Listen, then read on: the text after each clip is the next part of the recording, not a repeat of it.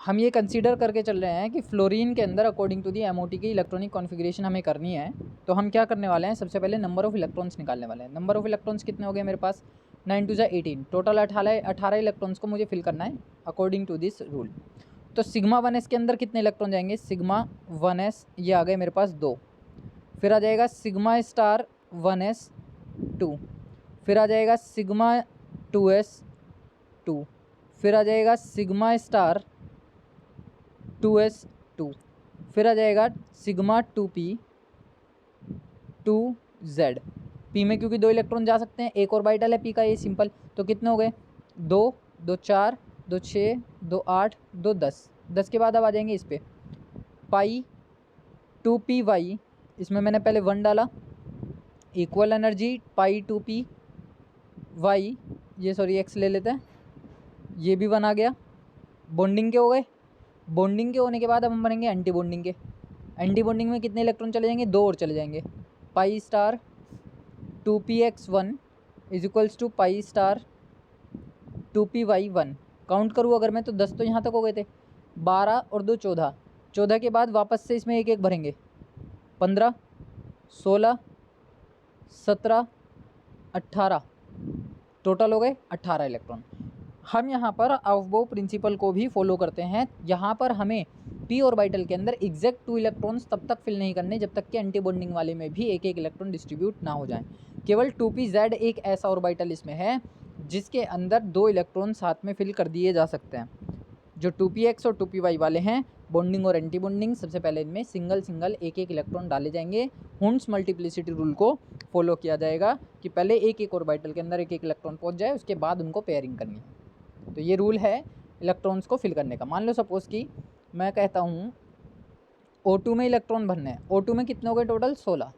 तो 16 इलेक्ट्रॉन कैसे भरेंगे, 1s2 sigma star 2s2 sigma 2s2 sigma star 2s2 sigma 2pz, और ये आ जाएगा 1 और 1। अगर मैं काउंट करूँ तो कितने हो गए, 2 2 4 2 6 2 8 2 10 11 12, एक एक इसमें आ जाएंगे, 13 14। अब 14 हो गए, मुझे भरने हैं 16, तो यहाँ पर एक एक इलेक्ट्रॉन और एक्स्ट्रा कर देंगे, तो 2 और 2 हो जाएंगे ये वाले, तो टोटल हो जाएंगे 16। इसका मतलब ये हुआ कि बॉन्डिंग वालों में कितने कितने इलेक्ट्रॉन जा रहे हैं, 2 x में जा रहे हैं, 2 y में जा रहे हैं, 2 z में जा रहे हैं। और एंटी बॉन्डिंग में कितने जा रहे हैं, 2 px, एक px में जा रहा है, एक py में जा रहा है, और pz खाली। तो अगर मैं इसका एनर्जी डायग्राम बनाऊँ तो सिग्मा 1s वाले के लिए कैसा बनेगा, एक बॉक्स ये बना, ये बनाया, यहाँ पे एक बॉक्स बॉन्डिंग का, यहाँ पे एक बॉक्स एंटी बॉन्डिंग का, और ये एक बॉक्स, ये आ गया मेरा एनर्जी डायग्राम। तो बॉन्डिंग वाले में 1s में कितने इलेक्ट्रॉन, 2, एंटी बॉन्डिंग वाले में 1s के कितने इलेक्ट्रॉन, 2, 2 इलेक्ट्रॉन यहाँ पर और 2 इलेक्ट्रॉन यहाँ पर। ये हो गया कंप्लीट मेरा energy diagram for the first shell. Same procedure किसके लिए जाएगा, सेकंड वाले के लिए। 2s में भी 2 इलेक्ट्रॉन जा रहे हैं और सिग्मा स्टार 2s में भी 2 इलेक्ट्रॉन जा रहे हैं। पूरा यही सेम एनर्जी लेवल डायग्राम है सेकंड वाली शेल के लिए। लेकिन अगर मैं बात करूँ 2p वाली के लिए, तो 2pz में क्या आएगा, एक बॉक्स, ये आ गया एनर्जी लेवल डायग्राम पे, ये एंटी बॉन्डिंग का, ये बॉन्डिंग का, ये आ गया। अब ये देखो कि बॉन्डिंग में कितने हैं 2pz में, 2, तो हमने यहाँ पे 2 डाल दिए। एंटी बॉन्डिंग में एक भी नहीं है, एंटी बॉन्डिंग खाली रह गया था हमारा अभी इन केस ऑफ ऑक्सीजन। तो यहाँ पर एक इलेक्ट्रॉन में डालूंगा, यहाँ पर एक इलेक्ट्रॉन में डालूंगा, तो ये वाला ऊपर वाला क्या रह जाएगा, एंटी बॉन्डिंग खाली रह जाएगा। नेक्स्ट इसी में अगर मैं बात करूँ कौन सा वाला, 2px और 2py वाला, सेम प्रोसीजर यही फॉलो होगा उसका भी। बॉक्स, ये एंटी बॉन्डिंग, ये बॉन्डिंग, और ये। तो 2px 2pz में 2py में 2 2 जा चुके थे, एक यहाँ आ गया, एक यहाँ गया। एंटी बॉन्डिंग वाले में कितने कितने आए थे, एक एक आए थे, तो एक यहाँ भरूंगा केवल, यहाँ पे 2 और यहाँ पे 2। तो ये हो गया मेरा किसका, 2px और सिग्मा स्टार 2px का। ऐसे ही सेम अब 2py और पाई स्टार 2py का भी एनर्जी डायग्राम बनाया जा सकता है। तो ये हमारा है एमओटी के अकॉर्डिंग इलेक्ट्रॉनिक की कॉन्फ़िगरेशन, इलेक्ट्रॉन्स की कॉन्फ़िगरेशन को करना, या किस तरीके से हम इलेक्ट्रॉन्स को फिल कर सकते हैं। तो यहाँ से अब हमारे पास कुछ कंक्लूजन ये निकल जाते हैं कि जो इलेक्ट्रॉनिक कॉन्फ़िगरेशन है उसके अंदर जो बिहेवियर होता है, मॉलिक्यूलर जो बिहेवियर होता है, वहाँ पर बॉन्डिंग और एंटी बॉन्डिंग मॉलिक्यूलर ऑर्बिटल्स के बेसिस पर किस तरीके से हम उनको रिप्रेजेंट करेंगे। तो सबसे पहली चीज़ ये है कि जो स्टेबिलिटी होती है किसी भी मॉलिक्यूल की, अगर मैं स्टेबिलिटी को लेकर के बात कर रहा हूँ, तो वहाँ पे एक तो हो गए बॉन्डिंग वाले जो कि इलेक्ट्रॉन्स BMO में भरे होते हैं, बॉन्डिंग मॉलिक्यूलर ऑर्बिटल में, और एक हो गए एंटी बॉन्डिंग वाले जो कि किस में भरे होते हैं, एंटी बॉन्डिंग मोलिकुलर ऑर्बिटल में, यानी कि नंबर ऑफ बॉन्डिंग इलेक्ट्रॉन्स और number of anti bonding electrons. तो ये दो तरीके से हम देखते हैं। मॉलिक्यूल ज़्यादा स्टेबल तब होगा जब बॉन्डिंग इलेक्ट्रॉन्स ज़्यादा होंगे। भाई सीधी सी बात है, अगर इलेक्ट्रॉन्स बाइंड हैं, इलेक्ट्रॉन्स बंधे हुए हैं, तो उसकी स्टेबिलिटी ज़्यादा पाई जाएगी, और अगर इलेक्ट्रॉन्स बंधे हुए नहीं हैं तो वहाँ पर स्टेबिलिटी कम होगी। ये रहा हमारे पास सीधा सीधा उसका ऑर्डर कि अगर आपके number of bonding molecular orbital या number of bonding electrons number of anti bonding electron से ज़्यादा हैं तो आपका मॉलिक्यूल स्टेबल पाया जाएगा। रिप्रेजेंटेशन क्या है, नंबर ऑफ बॉन्डिंग इलेक्ट्रॉन्स के लिए NB, number of anti bonding electrons के लिए Na। और अगर इसका ऑर्डर उल्टा कर दिया जाए कि नंबर ऑफ बॉन्डिंग इलेक्ट्रॉन्स कम है और number of anti bonding electrons ज़्यादा हैं, तो इसका मतलब है वहाँ पर मॉलिक्यूल कैसे हो जाएगा, अनस्टेबल हो जाएगा। ये हमारे पास एक सीधा सा रिजल्ट निकल जाता है मॉलिक्यूलर ऑर्बिटल थ्योरी से। इसी सीरीज़ में, इसी सीक्वेंस में आगे चलते हुए हम बॉन्ड ऑर्डर की तरफ जाते हैं। तो हम इन बॉन्डिंग और एंटी बॉन्डिंग मॉलिक्यूलर ऑर्बिटल के बिहाफ पे या बॉन्डिंग और एंटी बॉन्डिंग इलेक्ट्रॉन्स के बिहाफ पे बॉन्ड ऑर्डर कैलकुलेट कर सकते हैं। The formula is 1/2 then NB minus Na। बस आपको क्या करना है, मॉलिक्यूलर ऑर्बिटल थ्योरी के अकॉर्डिंग इलेक्ट्रॉनिक कॉन्फिगरेशन करनी है। जैसी इलेक्ट्रॉनिक कॉन्फिगरेशन अभी मैंने करनी बताई, उसमें सारे के सारे बॉन्डिंग के इलेक्ट्रॉन काउंट कर लो, सारे बॉन्डिंग इलेक्ट्रॉन काउंट कर लो, और सारे एंटी बॉन्डिंग इलेक्ट्रॉन काउंट कर लो। एंटी बॉन्डिंग दोनों को माइनस करो और 2 से डिवाइड कर दो, तो तुम्हें मिल जाता है bond order of the molecule. कह रहा है कि अब पॉजिटिव बॉन्ड ऑर्डर मीन्स ए स्टेबल मॉलिक्यूल। अगर प्लस का बॉन्ड ऑर्डर आता है, प्लस में आंसर आता है, तो इसका मतलब ये है कि स्टेबल है मॉलिक्यूल, और अगर जीरो नेगेटिव या जीरो आता है तो इसका मतलब ये है कि मॉलिक्यूल अनस्टेबल है। अब इसकी हम कैसे आइडेंटिफिकेशन कर सकते हैं, उसके लिए एक बेसिक एग्जाम्पल मैं ले लेता हूँ। लाइक सपोज मैंने ले लिया नाइट्रोजन। नाइट्रोजन का इलेक्ट्रॉनिक कॉन्फिगरेशन में करता हूँ, तो sigma 1s2, sigma star 1s2, then sigma 2s2, then sigma star 2s1। Total 7 हो गए, 2 2 4 2 6 और एक 7, लेकिन मुझे तो 14 इलेक्ट्रॉन बनने हैं, तो यहाँ पर भी कितने आ गए, 2। अब आ जाएगा मेरे पास क्या, सिग्मा 2pz, यहाँ पर 2, फिर आ जाएगा पाई वाला, पाई 2px और ये 1, और इज इक्वल्स टू 2py1, फिर आ जाएगा pi star 2px1 is equals to 2py1। Count करते हैं टोटल कितने हो गए, 2 2 4 2 6 2 8 2 10 10 2 12 और 2 14। टोटल हो गए मेरे पास 14 इलेक्ट्रॉन। अब मुझे बॉन्डिंग और एंटी बॉन्डिंग काउंट करना है, तो बिना स्टार वाले एक साथ काउंट करो और स्टार वाले एक साथ काउंट करो। तो ये 2 4 ये 2 6 और 2 8, टोटल हो गए 8। अब हम काउंट करेंगे एंटी बॉन्डिंग वाले। तो एंटी बॉन्डिंग वाले कौन कौन है वो देखो, 2 2 4 4 और 2 6, तो 8 माइनस 6 हो गया, क्योंकि बॉन्डिंग माइनस एंटी बॉन्डिंग, और डिवाइड बाय 2 कितना बचा, 8 में 6 गए 2, डिवाइड बाय 2 कितना आ गया, 1 आ गया। तो यहाँ पर जो नाइट्रोजन है, अच्छा यहाँ पे कुछ मिसिंग हो रहा है।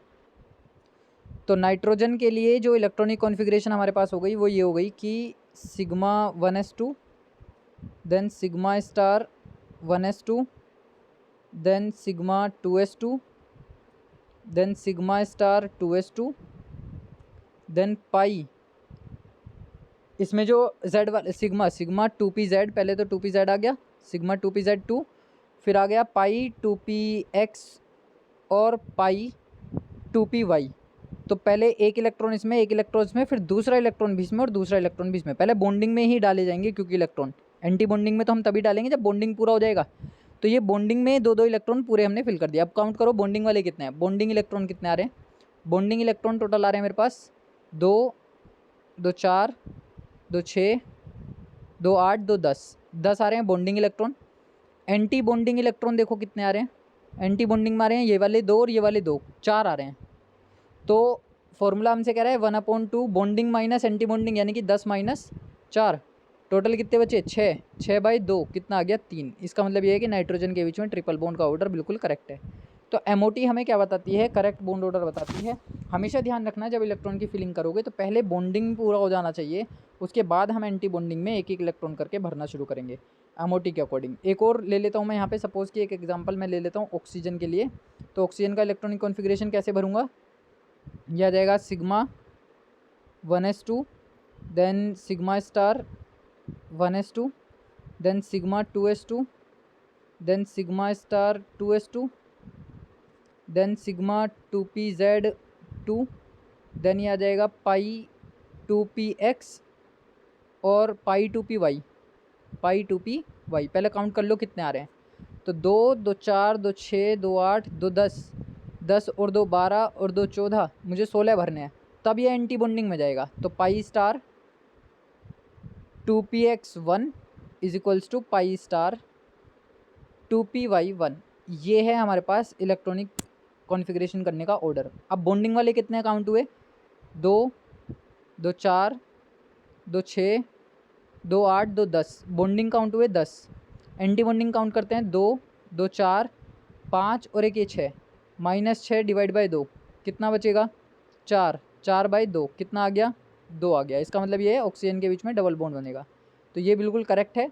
इलेक्ट्रॉनिक कॉन्फ़िगरेशन का ऑर्डर ध्यान रखना है और हमें क्या करना है, बॉन्ड ऑर्डर निकाल लेना है। अगर बॉन्ड ऑर्डर पॉजिटिव आंसर आया तो stable molecule, bond order negative answer आया या 0 आया तो अनस्टेबल मॉलिक्यूल।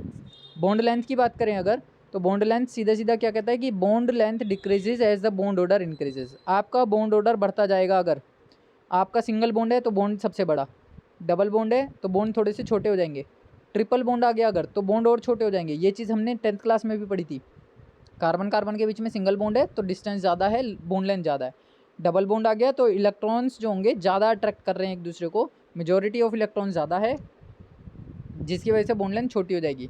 और ट्रिपल बॉन्ड में अट्रैक्शन ऑफ 3 इलेक्ट्रॉन्स पाया जा रहा है या रिपल्जन ऑफ 3 इलेक्ट्रॉन्स पाया जा रहा है, जिसकी वजह से बॉन्ड लेंथ और भी क्या हो जाएगा, जो फोर्स ऑफ अट्रैक्शन काम कर रही है, शेयरिंग जो काम कर रही है, और भी छोटा कर देगी उसको। तो as the multiplicity of bond increases bond length also decreases. यहाँ पर उल्टा हो जाता है। मैग्नेटिक करेक्टर की अगर हम बात करें तो मैग्नेटिक करेक्टर में तुमको क्या देखना है, मॉलिक्यूलर ऑर्बिटल के इलेक्ट्रॉन्स को देखना है। तो कह रहा है if all the molecular orbitals in a molecule are paired, अगर सारे मॉलिक्यूलर ऑर्बिटल्स पेयर्ड हैं तो वो कैसा हो जाएगा, डायामैग्नेटिक हो जाएगा। ये भी तुमको शायद से 10th क्लास में पढ़ाया गया हो, मैग्नेटिक बिहेवियर वाले चैप्टर के अंदर इलेक्ट्रॉन्स की फिलिंग जब कराई जाती है डोमेन्स में, तो हमें ये देखना होता है कि मॉलिक्यूलर ऑर्बिटल अगर कंप्लीटली फिल्ड है, यानी कि हर ऑर्बिटल में 2-2 इलेक्ट्रॉन जा रहे हैं, और एटॉमिक स्ट्रक्चर में भी हमने ये पढ़ा था, अगर ये सारे इलेक्ट्रॉन्स पेयर्ड हैं तो इसका मतलब ये है कि डायामैग्नेटिक बिहेवियर है। और अगर इनमें से कहीं पर भी अनपेयर्ड इलेक्ट्रॉन पाए जा रहे हैं, ये अनपेयर्ड इलेक्ट्रॉन है, तो इसका मतलब ये कैसा हो जाएगा, पैरामैग्नेटिक हो जाएगा। तो केवल हमें क्या चेक करना है, मॉलिक्यूलर ऑर्बिटल में इलेक्ट्रॉन्स की फिलिंग चेक करनी है कि इलेक्ट्रॉन्स पेयर्ड तो डायामैग्नेटिक, इलेक्ट्रॉन्स अनपेयर्ड तो पैरामैग्नेटिक। नेक्स्ट और लास्ट टॉपिक इसमें आ जाता है हमारे पास हाइड्रोजन बॉन्डिंग। बहुत छोटा सा टॉपिक है ये, 1 मार्क और 2 मार्क में शॉर्ट नोट पूछ लिया जाता है एग्जामिनेशन में इसका। तो सीधी सी एक चीज़ है, it is defined as the attractive force which binds hydrogen atom to one molecule with the electronegative atom fluorine nitrogen oxygen और अनदर मॉलिक्यूल। मतलब कि तुम ये कह सकते हो कि it is the attraction force between hydrogen and more electronegative element like fluorine nitrogen and oxygen. इन तीनों के साथ अगर कहीं पर हाइड्रोजन जुड़ा हुआ है, HF है, NH3 है या H2 है, तो यहाँ पर क्या काम कर रहा है, हाइड्रोजन बॉन्डिंग काम कर रही है। क्यों, क्योंकि there is a huge electronegativity difference between nitrogen, fluorine, oxygen and hydrogen. इन सब की इलेक्ट्रोनेगेटिविटी हाइड्रोजन से बहुत ज़्यादा है, जिसकी वजह से यहाँ पे force of attraction as the hydrogen bond काम कर रही है। जो रीज़न है वो इसका वही है, इलेक्ट्रोनेगेटिविटी डिफरेंस। अभी मैंने जो बताया, जो कॉज पूछा गया है या कॉज जो बताया गया है फॉर्मेशन ऑफ हाइड्रोजन बॉन्ड होने का, इलेक्ट्रोनेगेटिविटी डिफरेंस का ज़्यादा होना इज़ द बेसिक और main reason of formation of hydrogen bonding. और जो ये हाइड्रोजन बॉन्डिंग वाले मॉलिक्यूल्स होते हैं ये पोलर इन नेचर होते हैं।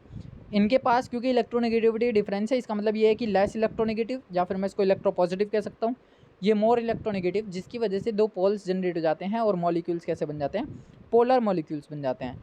और जितने भी हमारे मॉलिक्यूल्स हाइड्रोजन बॉन्डिंग वाले होते हैं, मोस्टली हाइड्रोजन बॉन्डिंग वाले जो मॉलिक्यूल्स होते हैं मोस्टली सॉलिड स्टेट में पाए जाते हैं, बहुत रेयरली गैसियस स्टेट में देखने के लिए मिलते हैं।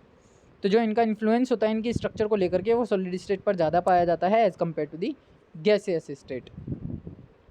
टाइप्स की बात करें अगर, हाइड्रोजन बॉन्डिंग में भी टाइप्स होते हैं। तो 2 टाइप की हाइड्रोजन बॉन्डिंग होती है, एक होती है इंटरमोलिकुलर, एक होती है इंट्रामोलिकुलर।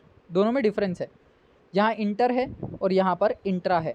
तो इंटरमोलिकुलर का क्या मतलब होता है, जब मेरे पास A और B 2 डिफरेंट मॉलिक्यूल्स हों, उनके बीच में जब वो बनती है हाइड्रोजन बॉन्डिंग बनती है, तो वो क्या कहलाएगी, इंटरमोलिकुलर कहलाएगी।